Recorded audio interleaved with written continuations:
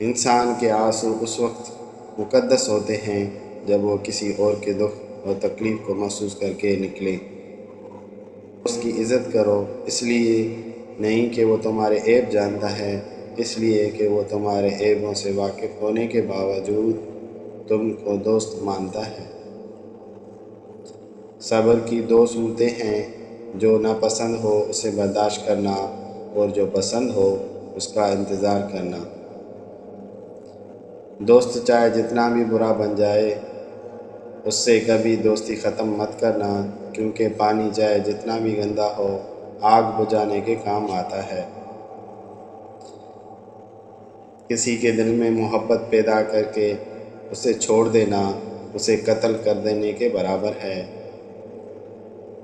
انسان موت سے بچنے کی کوشش کرتا ہے، جہنم سے بچنے کی نہیں، حالانکہ وہ جہنم سے بچ سکتا ہے، موت سے نہیں۔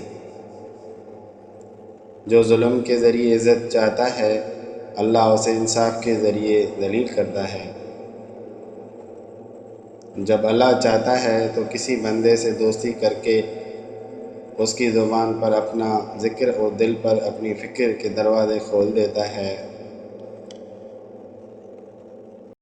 محبت کا اصل حقدار تو تمہارا رب ہے، تم بس اپنے رب کے آگے جھکو، وہ کسی اور کے آگے جھکنے نہیں دے گا۔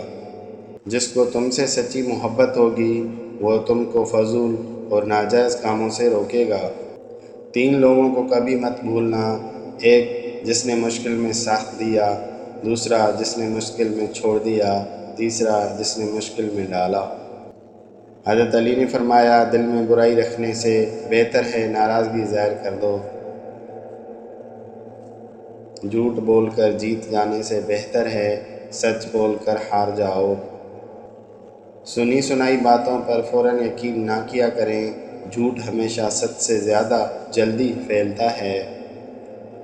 صرف پیسے کا ہونا رزق نہیں ہے، نیک اولاد، اچھا اخلاق اور مخلص دوست بھی رزق میں شامل ہیں۔